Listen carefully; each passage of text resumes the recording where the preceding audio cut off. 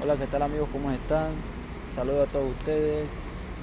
Hoy les quiero contar algo sobre esta moto que tiene un ruido extraño. Ya ahorita la escuchan.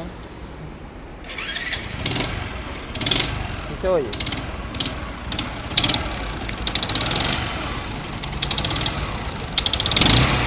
Ok, les quiero contar cuál sería el problema aquí en este caso. A ver si se puede ver en la imagen.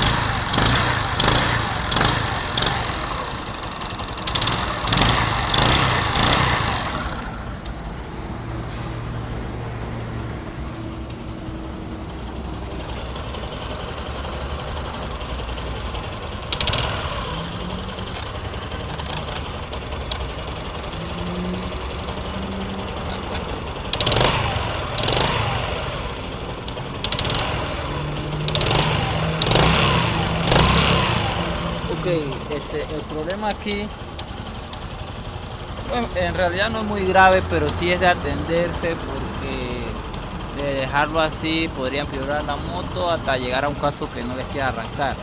Ok, la solución es sencilla. Aquí el caso es que está flojo lo que sería el empaque del cabezote. Se encuentra flojo y hay que ajustarlo. Por eso es el sonido. Sería entonces la solución ajustar el empaque o en todo otro caso mucho más conveniente cambiarlo. Como el empaque que yo puse está nuevo, sino que como que no lo ajustaron bien, solo me quedaría ajustarlo. Ya estaría pasando ahora para ajustar este empaque y solucionar este problema. Cuando tiene un tipo de sonido que ya ven ustedes que le sale humo entre medio del cabezote y el cilindro, ya sabrán ustedes que sería el empaque. Bueno, esto es lo que les quería comentar. Por ahí también tenía otro sonido extraño, sino que no encuentro el video que era sobre